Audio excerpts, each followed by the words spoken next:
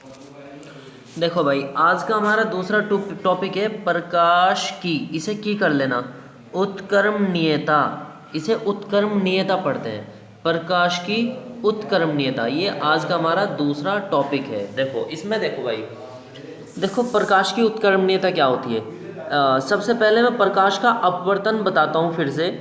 ये आपके पास, ये तो यहाँ पे वायु है, कोई पारदर्शी माध्यम है, यहाँ पे जल है, ये भी पारदर्शी माध्यम है। तो एक पारदर्शी माध्यम से किरण चली और यहाँ पे टकराती है, अभिलंब की तरफ ये झुक जाती है। तो याद रखेंगे हम कि अगर विरल, देखो वायु है, इसे विरल माध्यम कहते हैं, और ये जो जल है ये वायु की अपेक्षा सघन माध्यम है। तो वायु विरल है, जल सघन है। तो ये प्रकाशीय किरण जब विरल माध्यम से सघन माध्यम में जाती है, तो देखो इसे यहाँ पे इस तरह जाना था, लेकिन ये इस तरफ को थोड़ा सा मुड़ गई, और इस तरफ क्या है, अभिलंब। तो यहाँ पे याद रखेंगे, जब कोई प्रकाशीय किरण विरल माध्यम से सघन माध्यम में जाती है तो वे अभिलंब की तरफ झुक जाती है ना। तो अब क्या होगा, यहाँ पे इसके नीचे मैंने एक शीशा रख दिया, मिरर। तो ये जैसे ही टकराई थी, ये किरण आई थी, तो ऐसे ही यहाँ से उसी रास्ते से परावर्तित हो जाएगी। प्रकाश किरण का इस प्रकार से जिस रास्ते से आई थी उसी रास्ते से चले जाना, वापस चले जाना, प्रकाश की उत्क्रमणीयता कहलाती है। देखो अब इसकी डेफिनेशन देख लो, लैंग्वेज क्या है इसकी।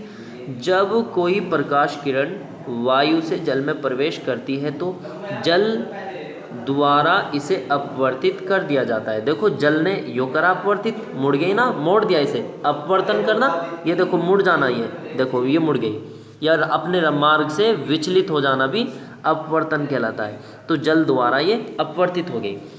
यदि आपतन कोण आई तथा अपवर्तन कोण आर हो तो स्नेल के नियम से क्या आ जाएगा, साइन आई बटे साइन आर एक नीतांक होगा, और पहले माध्यम के सापेक्ष दूसरे माध्यम का होगा ये।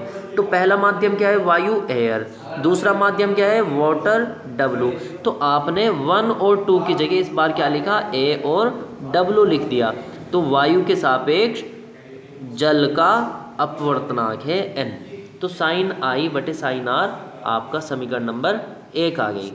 अब इसके बाद देखें आप, यदि इस किरण के सामने जल में चित्रानुसार दिखा दिया मैंने ऊपर, दर्पण रखा हो तो यह जिस मार्ग से आती है उसी मार्ग से वापस चली जाती है, इसे ही प्रकाश की उत्क्रमणीयता कहते हैं। ये मैं बता भी चुका, प्रकाश किरण जिस मार्ग से आई थी उसी मार्ग से वो वापस चलेगी, इस परिघटना को ही हम प्रकाश की उत्क्रमणीयता कहते हैं। तो देखो पहली वाली कंडीशन में आपने स्नेल का नियम लगाया, अब दूसरी वाली कंडीशन में स्नेल का नियम लगाएंगे। देखो इस स्थिति में आपतन कोण, देखो आर बता रहा है यहाँ पे, देखो अब किरण इस तरह जा रही है, आने वाली किरण जो अभिलंब के साथ कोण बनाती है वो आपतन कोण होता है। तो आपतन कोण इस बार में आर है, इससे पहले आपतन कोण आई था, है ना। तो यहाँ पे याद रखेंगे आपतन कोण आर है और अपवर्तन कोण क्या हो गया, आई। तो पहले का उल्टा हो गया, क्यों हो गया भाई, पहले तो किरण इस तरह आ रही थी, जो आपतन कोण था वो आई था, अपवर्तन कोण आर था।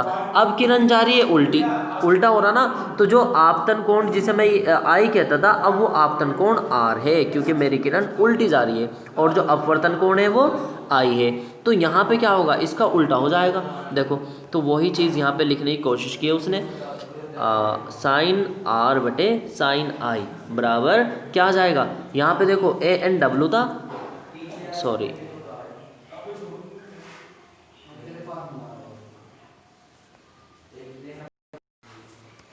ये ए एन डब्लू था, हाँ ये ए एन डब्लू था, और ये डब्लू एन ए होगा भाई, ये इसे डब्लू एन ए लिखना, इसे ये गलती हो गया यहाँ पे, ये ए एन डब्लू था, इसे डब्लू एन ए लिखना आप। तो इसे आप समीकरण 1 कह देंगे। अब क्या करेंगे आप, अब क्या करेंगे, समीकरण 1 की गुणा समीकरण 2 में करेंगे। तो आप देखते हैं, देखो साइन आई बटे साइन आर की गुणा जैसे ही की मैंने इसमें, तो साइन आर से तो साइन आर कट जाएगा, साइन आई से साइन आई कट जाएगा, क्या बचा 1। और ये जो गुणा है ए एन डब्लू और ये डब्लू एन ए, ये दोनों गुणा में रह जाएंगे। देखो ए एन डब्लू गुणा डब्लू एन ए बराबर किसके आ गया 1 के। तो ये आपका प्रकाश की उत्क्रमणीयता से मुझे पता चला कि ए एन डब्लू गुणा डब्लू एन ए बराबर होगा 1 के, या इसे यहाँ पे ए एन डब्लू बराबर कह सकते हैं 1/WNA। तो यहाँ से एक निष्कर्ष निकला है, बहुत ही ब्यूटीफुल निष्कर्ष है, इस पर ध्यान देंगे। देखो अगर ANW लिखा हुआ है और W को तुम इधर लिखना चाह रहे तो आपको 1 के बटे में लिखना पड़ेगा। तो ये जो होते हैं वास्तव में एक दूसरे के व्युत्क्रम होते हैं। बस ये टॉपिक यहीं पे इतना ही होगा भाई, देख लेना इसे अच्छे से।